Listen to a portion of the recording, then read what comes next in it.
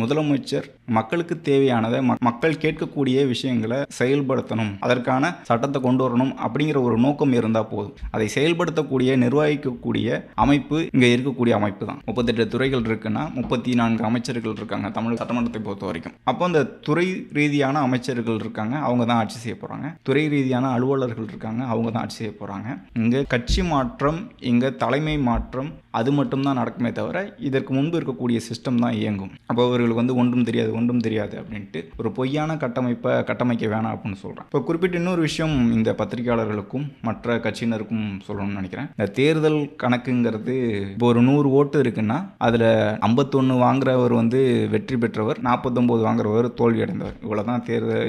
இதுதான் வந்து தேர்தல் கணக்கு. இங்கே இருக்கக்கூடிய கட்சிகளோட நோக்கம். அப்போது தமிழக வெற்றி கழக தொண்டர்களை பொறுத்த வரைக்கும் 2026 தேர்தல் களத்தை நோக்கி பயணிக்கணும். தமிழக வெற்றி கழகம் என்ன செய்யும் அப்படின்னு சொல்லணும். இதுவரைக்கும் இருந்த ஆட்சியாளர்கள் என்ன செய்யலன்னு சொல்லணும். இந்த கட்சியோட கொள்கைகள் என்ன, திட்டங்கள் என்ன அப்படிங்கிறத கொண்டு போய் சேர்க்கணும். இந்த கட்சியோட சின்னத்தை கொண்டு போய் சேர்க்கணும், கொடியை சேர்க்கணும். மக்களுக்கு நல்லது செய்ய போகிறோம் அப்படிங்கிறத மட்டும் சொன்னால் போதும். இவர்கள் நினைக்கிறாங்க, பத்திரிகையாளர்கள் நினைக்கிறாங்க, ரசிகர்கள் வந்து ஓட்டா மாறாதுன்னு நினைக்கிறாங்க.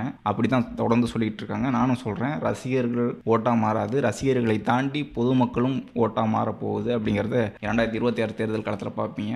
தமிழக வெற்றி கழகத்துக்கு வெறும் ரசிகர்கள் மட்டுமே வாக்கு செலுத்த போகிறதில்ல. இது வரைக்கும் மற்ற கட்சிகளை பயணித்தவர்கள் தான் இந்த கட்சிக்கும் வருவாங்க. மற்ற கட்சிகளுக்கு வாக்கு செலுத்தவர்கள் தான் இந்த கட்சிக்கும் வாக்கு செலுத்துவாங்க. பொதுமக்களும் வாக்கு செலுத்துவாங்க. ரசிகர்களை தாண்டி தமிழக வெற்றி கழகத்துக்கு வாக்கு வரும். 2026 தளபதி விஜய் அவர்கள் தான் முதலமைச்சர் ஆவார். தமிழக வெற்றி கழகம் தான் வெற்றி பெறும் அப்படிங்கிறத இதன் மூலமாக தெரிவிச்சுக்கிறேன். பத்திரிகையாளர்களுக்கும் ஊடகவியலாளர்களுக்கும் பொய்யான செய்திகளை பரப்பக்கூடியவர்களுக்கும் சொல்கிறேன். நன்றி.